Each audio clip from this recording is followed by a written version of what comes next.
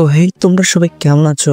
আমি এই ভিডিওতে দুটার ট্রেইলার আর একটা টিজার এসেছে, তো সেটা নিয়ে কথা বলবো। তোমরা অবশ্যই বুঝে গেছো আমরা কোন কোন সিনেমার টিজার আর ট্রেইলার নিয়ে কথা বলবো। একটা হচ্ছে জলি এলএলবি 3 আর একটা প্রেম সুন্দরী আর একটা আয়ন খান মানে শাহরুখ খানের ছেলের যে নতুন সিরিজটা নেটফ্লিক্স থেকে তৈরি করেছে সেটারই ট্রেইলার। তো চলো প্রথমে জলি এলএলবি 3 নিয়ে শুরু করা যাক। তো এর কাস্ট সম্পর্কে যদি তোমায় বলি তাহলে এর কাস্টে আছে অক্ষয় কুমার, অর্ষদ ওয়ারশি, সৌরভ শুক্লা। তো এই তিনজনে কিন্তু মেইন লিড রোলে আছে। আর এই সিনেমাটা কিন্তু তুমি যদি জলির আগের পার্ট গুলো দেখে থাকো তাহলে বুঝে থাকবা যে এটা কিন্তু কোর্ট সম্পর্কে মানে বিভিন্ন মিস্ট্রি সম্পর্কে এই সিনেমার সিরিজ গুলো চলে আসছে। তো আমি আগের পার্ট গুলো একটাও দেখিনি, সত্য করে বলেছি। তো আমি সেগুলো দেখার পর অবশ্যই সেই দুটার ভিতর কম্পেয়ার করবো। ওকে, তো এর টিজারটা নিয়ে যদি এখন কথা বলি তো এখানে বিভিন্ন কমেডির সিন দেখানো হয়েছে। দুজনের ভিতরে এখন কি সম্পর্কে লড়াই হবে দুই জলের ভেতর, তো সেটা এখনো আমাদের দেখা হয়নি। আর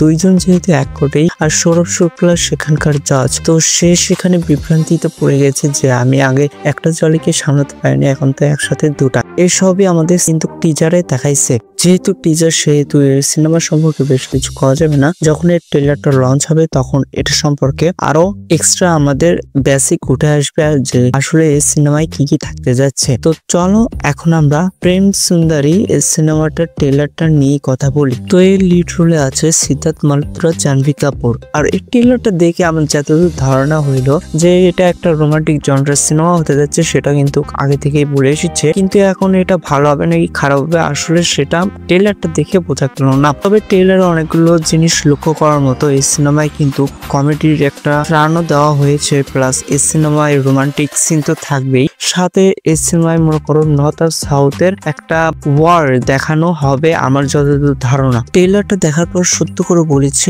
আমার এটার উপরে কোনো ইন্টারেস্ট নেই। তবে এটা যেহেতু ম্যাডক ফিল্ম প্রডিউস করেছে সেহেতু একটু আশা আছে যে সিনেমাটা ভালো হবে, কারণ ম্যাডক ফিল্ম কিন্তু বিগত 1-2 বছরে কিন্তু একটাও ফ্লপ ফিল্ম আমাদের আজ পর্যন্ত দেয়নি। তাদের ফিল্মগুলো কিন্তু অত্যাধিক পরিমাণ ভালো হয়ে এসেছে। তো চলো এবারকার আমরা কথা বলবো নেটফ্লিক্স থেকে যে সেপ্টেম্বরের 18 তারিখে সিস্টার আসবে দি ব্যাডেস্ট অফ বলিউড। সেটার ডিরেক্টর কিন্তু আয়ন খান, শাহরুখ খানের ছেলে।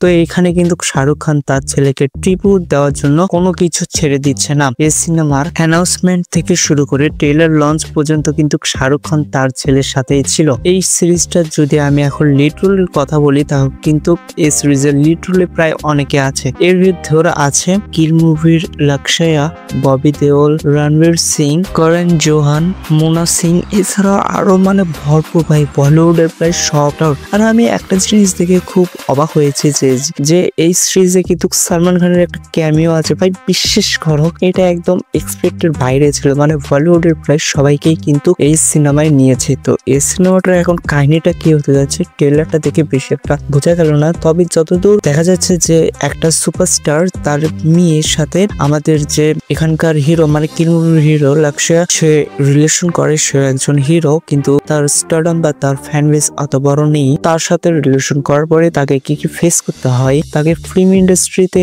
বড় লেভেলে নিয়ে যাওয়ার জন্য কি কি ফেস করতে হয়, এসব কিছু আমাদের দেখানো হবে। মানে একজন হিরোর লাইফে কি কি স্ট্রাগল করতে হয়, তাকে কি কি সাফার করতে হয়, এই সব কিছু কিন্তু আমাদের এই সিরিজে দেখানো হবে আমার যতদূর ধারণা। তো তোমরা এখন পর্যন্ত কোনটা ট্রেলার কোনটা টিজার দেখেছো অবশ্যই কিন্তু আমাকে কমেন্টে জানিয়ে দিও। তো আজকের ভিডিওটা এই পর্যন্ত, তোমাদের সাথে দেখা হবে নেক্সট আরেকটা ভিডিওতে। Good bye.